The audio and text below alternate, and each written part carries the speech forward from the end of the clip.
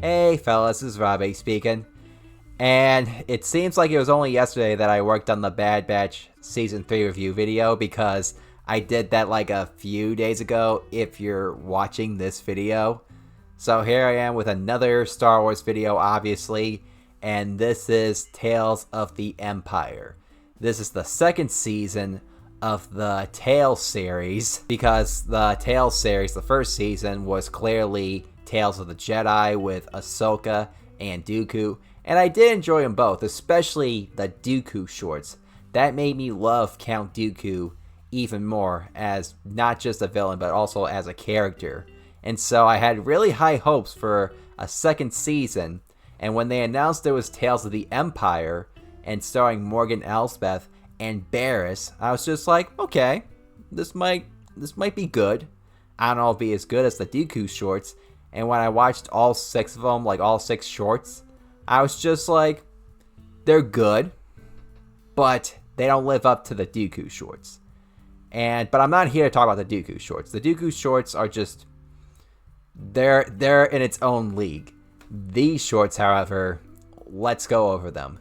So these 6 shorts obviously focus on Morgan Elsbeth and Barriss, and they take place, it's hard to say. Like the Morgan Elsbeth shorts, like the first short takes place during the Clone Wars, like right after that one episode where General Grievous invades Dathomir and fights Ventress, and then he continues the attack. And then the second short takes place probably before Star Wars Rebels sometime. And so the last short takes place like right before the Mandalorian Season 2, Episode 5. I think it was the 5th episode of that season.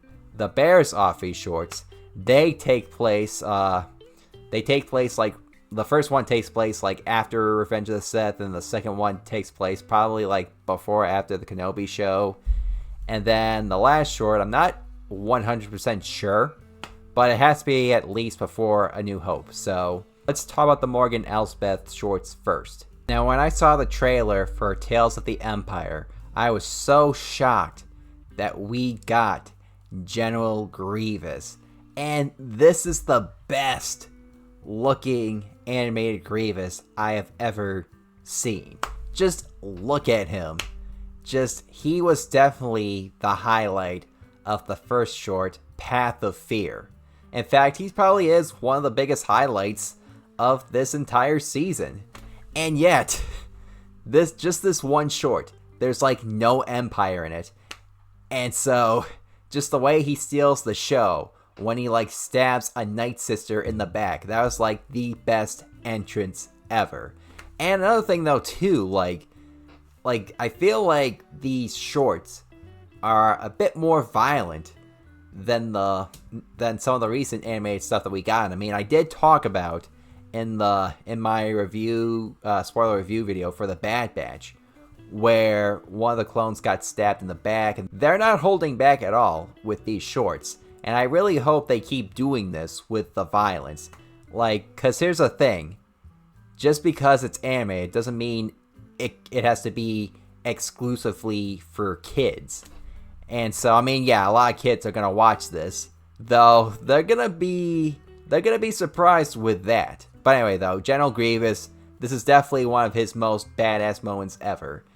And just the way he kills Morgan Elsbeth's mom, like that was such a cheap shot.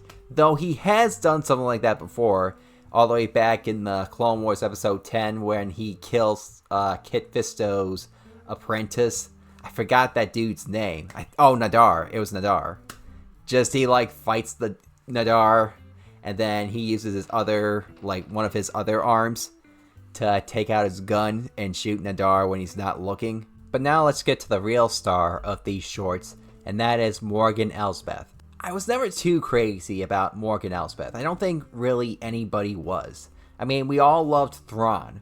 We all loved Baylan Skoll. We all loved Shin Hati, whatever her name was. And so Morgan Elsbeth was just that one villain that no one was really too crazy about. I mean, I never disliked her. I thought she was a bit interesting. But I was never too crazy about her whenever she was on screen. I didn't think she really stole the show. But when it was announced that she was getting her own shorts in the Tales series, I thought like, okay, maybe this is something that we need from her character. I thought maybe we were gonna love her a lot more than we did in the Ahsoka series. And I will admit, I do like her a bit better, but I don't know if she's one of my favorite villains. I think the actress does a really good job portraying her. I think she gave it her best. But sometimes it takes more than good acting to flesh out a character, and I feel like that's where the writers come in. I feel like in the later two shorts with Morgan Elsbeth, I felt like they didn't add too much depth to her character. In the first short, The Path of Fear, they did, where she like sees her people getting slaughtered by the Separatists, and you see how scary the Separatists are. I feel like this is the scariest we've ever seen them. And so she gets rescued by the Mountain Witches, and I think it's cool that there are other witch tribes on Dathomir, and so she teams up with them to fight the Separatists, and so this is the beginning of her going down a path of vengeance. It kind of reminds me of Mother Talzin, where Mother Talzin wanted revenge on Palpatine, and if you haven't read the Darth Maul comics, you'll understand why, and how it leads to not a very good outcome. I kind of see the parallels, but you gotta think harder on it. Like, it's not on the surface. And that's one of my flaws with these shorts. So fast forward to The Path of Anger, and we see that she's already the leader of her own village that we see in The Mandalorian. Though I would have liked to see how she came across that village. I feel like them doing that off screen, it's just so unnecessary. And so we see that she comes up with those advanced TIE fighters that we see later in Rebels. The other Imperial leaders, they're like, nah, we're not interested. And so she comes across, I think his name's Captain Pelion, who's like the right-hand guy to Thrawn. This leads into her and Thrawn meeting up. I love how calculating he is. It just reminds me so much of how he was in Rebels and later in Ahsoka. He just studies his enemies so well, and you can tell he was already familiar with the Night Sisters, like how their tribes worked and everything. And so that's one of the things that gets him interested in Morgan. I just feel bad for this character though, Morgan Elsbeth, because even though she's the star of these shorts, you have characters like Thrawn and Grievous who are stealing the show from her. It's just so sad because it's like they're the ones being fleshed out, but not her. It's like they're the ones who have more depth. And so, but anyway though, I definitely love the action between her and Rook. Just seeing Rook, I was not expecting that at all. I was not expecting to see him again. So we get to the last short with her, The Path of Hatred. And this has got to be my least favorite of the shorts. And I feel like the reason why is because all it is just setup for her appearance in The Mandalorian. Like, we see this ambassador from the New Republic just come in thinking like, oh, turn yourself in. And she's a fool for thinking that, by the way. And so, of course, Morgan doesn't see the error of her way. She just fights and just kills everyone, including the ambassador. And so the ambassador just sends a distress signal to Bo-Katan. And obviously Bo-Katan knows Ahsoka. And that's all this is. It's just setup for the Mandalorian. This doesn't add anything to Morgan's character. It's just reminding us that Morgan is an evil person. Like I said earlier, we should have just had a short where Morgan finds the village and becomes the leader. Like, instead, it's just, oh, we gotta go right to the Mandoverse and all that. And I'm not against the Mandoverse at all, but I feel like when you focus on setup like that, it just takes away from what you're trying to do, from the story you're trying to tell. You're trying to tell a story about Morgan, and not about her finding her way into the Mandalorian show. She says earlier that she wants revenge. Okay, how do you want revenge? Like, who are you gonna go after? Because Grievous, the man that slaughtered your people, is dead. Maybe it has something to do with you finding the other Night Sisters on that one planet in the Ahsoka show. Maybe that's the case. Maybe it's just to revive her people. But again, it's just so... it's not explained well enough at all. Either way, though, it was a nice try. If I were to rate these shorts, like, out of 10, it would probably be, like, maybe 7. The first short was great. Probably, like, one of the best shorts in the entire season. Just the other 2 shorts, they just didn't live up to that. They just missed what they were trying to achieve with Morgan. Whereas the next shorts, they do not. Barriss. This is a character that we have not seen for quite a long time.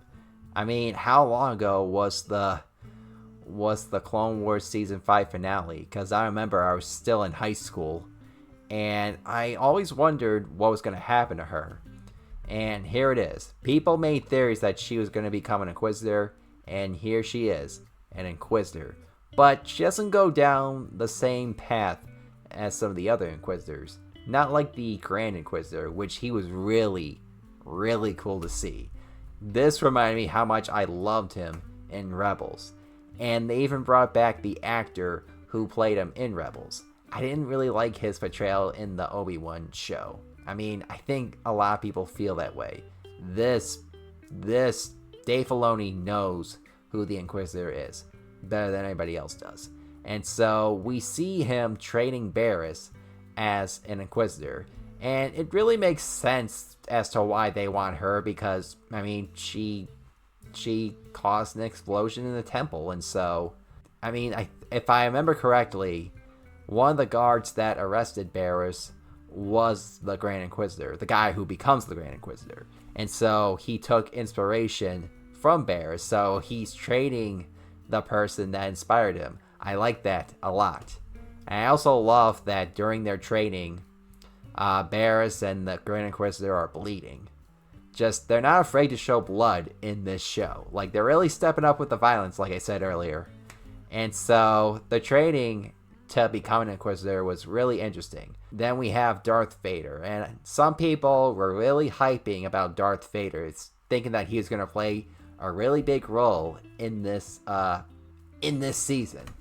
And I did have a little bit of hopes, but I wasn't expecting a whole lot from him, because all he does is just sit down in a chair and the Inquisitors bow to him and everything, so that's all he is. So him on the poster is just nothing but clickbait. They just did that to get more people invested in the show. It's not like with Grievous where he swings around his lightsabers, or Thrawn, who actually has lines. Nope. They added Darth Vader to the poster, all because him sitting on the throne is a really big role. We have the Devotion, which was the first short, and then the second short was Revelation, I think, when it's just Barriss and Lynn. And Lynn is clearly one of the Inquisitors that we see in the Kenobi show. And I thought it was really cool that we were seeing 2 background characters together, having this big role together.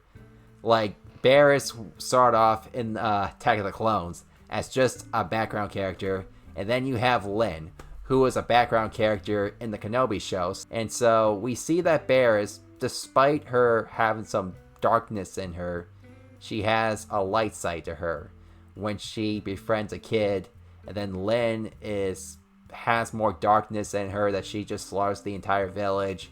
And so Barriss is like, what are you doing? Because she thought the Inquisitors was going to be better than the Jedi Order. You know, people are complaining about this, that Barriss just went to good all of a sudden, that she should have been more evil. But personally, Barriss, even though she kind of fell to the dark side, sort of, she believed that the Jedi were becoming evil. So Barriss sees that she was wrong, and that the Inquisitors are worse, way worse than the Jedi Order. And so she starts missing being a Jedi. And so when Lynn strikes down that Jedi that they were hunting down, Barriss turns on Lynn. And so I guess maybe, did Barriss save that Jedi, or did that Jedi die? Like, I'm really confused about that, but either way, it made sense as to why Barriss went back to the light side. It just makes a lot of sense. And then we have the last short, The Way Out. And we see that time has passed by for Barriss. We see that she has wrinkles, so she definitely has gotten older, but does she have those wrinkles because she got older? Or does she have them because she's been using her healing powers? Because we see that she has gone under a new name, the Healer, that she heals people, and so when the couple comes with their baby, Barriss says that, oh, your baby's fine.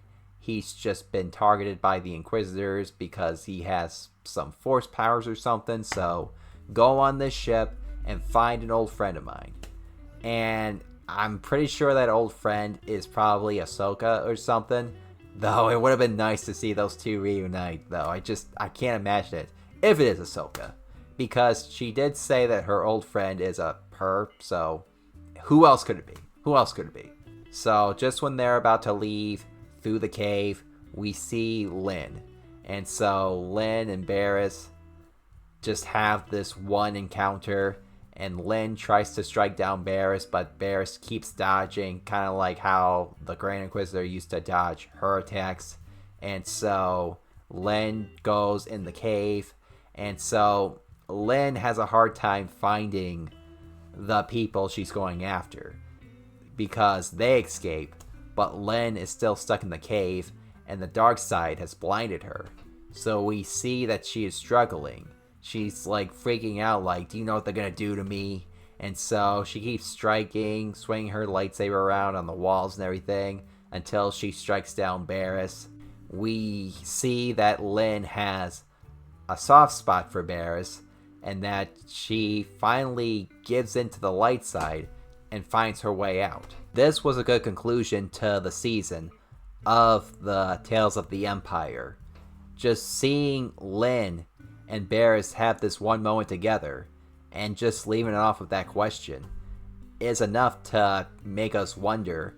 And sometimes I do like wondering like that. And I definitely love seeing the point of view of the Inquisitors. Because the thing with the Inquisitors, because they were Jedi, there's still good in them. I mean, we've seen that with Barriss, with Lynn, and then we got characters like Dooku, who was a Jedi, but turned to the dark side. He had some good in him, but obviously he wasn't redeemed. Darth Vader was a Jedi, went to the dark side, but then got redeemed at the very end. And so maybe that led to the downfall of the Inquisitors. I mean, I don't think we've seen the downfall of the Inquisitors in like books or comics or whatever. So that could be my theory, because we don't see them in later Star Wars stuff. So maybe this is just giving us an idea.